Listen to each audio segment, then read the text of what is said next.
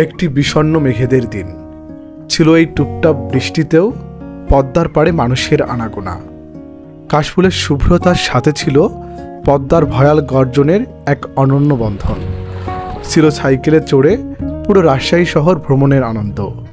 ছিল শুভদা, ছিল ধূসর মেঘে আবৃত আকাশের নিচে রঙিন শহর ও তার সাইকেল। ছিল বড় গাছের নিচে ক্লান্ত নৌকার বিশ্রামের আয়োজন। রাজশাহীতে এক বৃষ্টি স্নিগ্ধ বিকেলের গল্প চলেন একদম শুরু থেকে শুরু করা যাক। আসসালামু আলাইকুম সবাইকে। রাজশাহীতে আসা হয়েছে আর রাজশাহীতে বৃষ্টি শুরু হয়েছে। আজকের ওয়েদারটা দেখেন, কত পরিমাণে ড্যাম, কতটা মেঘাচ্ছন্ন। তো এখন আছি ক্যাম্পাসে, ভাবছি যে একটু পদ্মার পাড়ে যাওয়া যাক। পদ্মার পাড়ে গিয়ে আজকের ওয়েদারটাকে একটু এনজয় করা যাক। আর এই হচ্ছে আমাদের সুবোজ দিদা, দাদার এটা হচ্ছে দাদা কি এটা আপনার পালসার না হিরো হোন্ডা?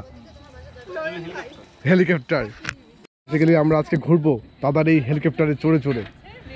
সো চলেন, উঠলাম দাদা, চলেন। আর আপাতত আমরা আছি ক্যাম্পাসে। ক্যাম্পাস থেকে দাদা আমাদেরকে কি দাদা প্রথমে কই যাবো?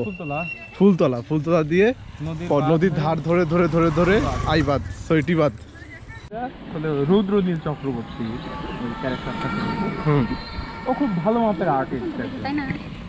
খুব ভালো মেকআপ করে এবং আপনার চেহারা হচ্ছে আমার মুখে বসিয়ে দেবে, সেটা কেউ বুঝতেই পারবে না যে ওটা আমি কি আসল আপনি নাকি নকল আপনি, এরকম। আর শুভদা সহ বের হয়েছি, আর এর মধ্যে আবার বৃষ্টি নেমে এসেছে। দাদা তো চালাচ্ছেন সাইকেল আর বৃষ্টির মধ্য দিয়ে চলছি পদ্মার দিকে। আর এটা আলাদা একটা এক্সপিরিয়েন্স, বাইসাইকেলের মধ্যে অনেকদিন পর আসলে ওটা হয়েছে। এই দেখেন পদ্মার অবস্থা, যদিও এখন শরৎকাল চলছে, বাট লাস্ট কয়েকদিনের বৃষ্টিতে পুরো নদী একদম পানিতে একদম ভরে গেছে। এখান থেকে আসলে বোঝানো সম্ভব না। ঠিক ওই দূরে, ক্যামেরায় হয়তো বোঝা যাচ্ছে না, কিন্তু ঠিক ওই দূরে কিছু ঘরবাড়ি দেখা যায়, যেগুলো হচ্ছে একদম চরের মধ্যে কয়েকটা গ্রাম রয়েছে, ওইদিকে 2-1টা গ্রাম রয়েছে। আর সম্ভবত পানির এই ভয়াবহতা দেখে মনে হচ্ছে যে ওই গ্রামগুলো তো এখনও মোটামুটি প্লাবিত হয়ে গেছে।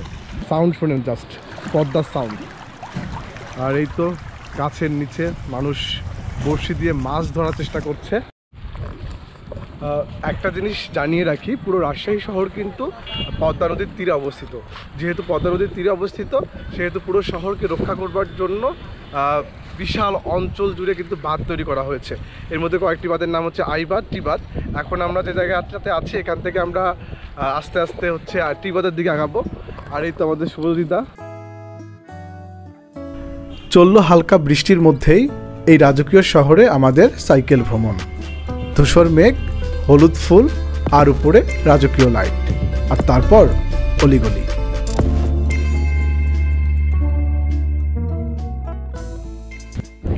আর এই জায়গার লোকেশনটা হচ্ছে পঞ্চবটি মন্দিরের ঠিক পেছনে।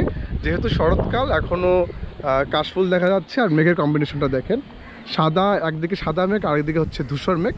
আর এদিকে দুটো নৌকা আছে যা নদীর পানিতে দোল খাচ্ছে। আর সামনে এই যে লোকেশনটা, জাস্ট দেখবার মতো।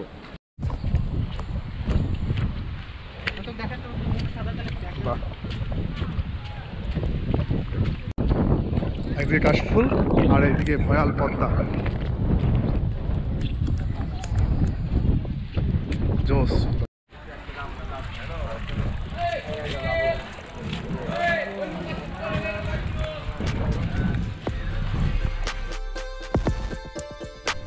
তারপর চলে আসি টিবাতে।